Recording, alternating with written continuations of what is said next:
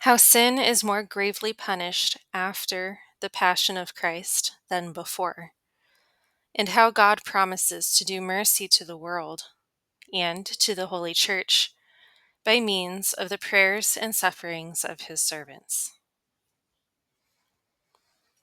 And I wish you to know, my daughter, that although I have recreated and restored to the life of grace the human race through the blood of my only begotten Son, as I have said, men are not grateful, but going from bad to worse, and from guilt to guilt, even persecuting me with many injuries, taking so little account of the graces which I have given them, and to continue to give them, that not only do they not attribute what they have received to grace, but seem to themselves on occasion to receive injuries from me, as if I desired anything else than their sanctification.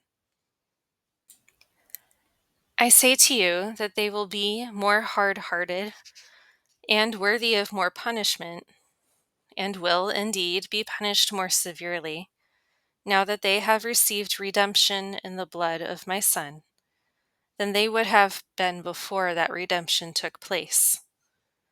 That is, before the stain of Adam's sin had been taken away. It is right that he who receives more should render more, and should be under great obligations to him from whom he receives more. Man, then, was closely bound to me through his being, which I have given him, creating him in my own image and similitude. For which reason he was bound to render me glory, but he deprived me of it, and wished to give it to himself. Thus he came to transgress my obedience imposed on him, and became my enemy. And I, with my humility, destroyed his pride, humiliating the divine nature, and taking your humanity, and, freeing you from the service of the devil, I made you free.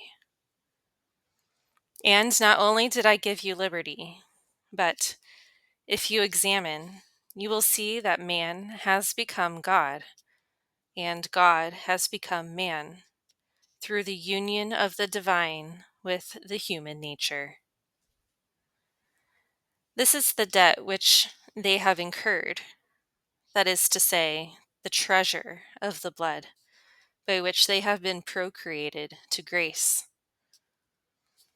See therefore how much more they owe after the redemption than before. For they are now obliged to render me glory and praise by following in the steps of my incarnate Word, my only begotten Son. For then they repay me the debt of love, both of myself and of their neighbor, with true and genuine virtue, as I have said to you above. And if they do not do it, the greater their debt, the greater will be the offense they fall into, and therefore, by divine justice, the greater their suffering in eternal damnation. A false Christian is punished more than a pagan, and the deathless fire of divine justice consumes him more, that is, afflicts him more, and in his affliction he feels himself being consumed by the worm of conscience, though in truth he is not consumed, because the damned do not lose their being through any torment which they receive. Wherefore I say to you that they ask for death and cannot have it, for they cannot lose their being. The existence of grace they lose through their fault, but not their natural existence. Therefore, guilt is more gravely punished after the redemption of the blood than before, because man received more. But sinners neither seem to perceive this, nor to pay any attention to their own sins, and so become my enemies, though I have reconciled them by means of the blood of my Son. But there is a remedy with which I appease my wrath, that is to say, by means of my servants, if they are jealous to constrain me by their desire.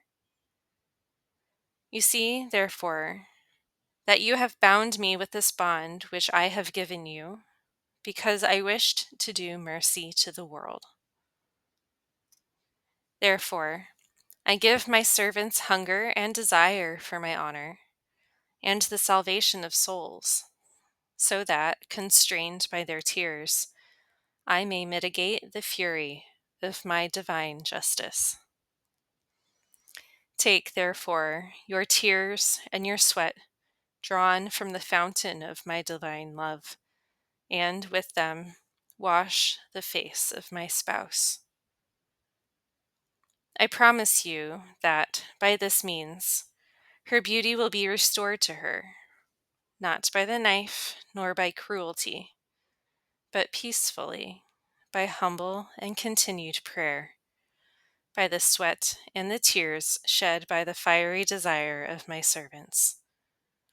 And thus I will fulfill your desire if you, on your part, endure much, casting the light of your patience into the darkness of perverse man, not fearing the world's persecutions, for I will protect you, and my providence shall never fail you in the slightest need.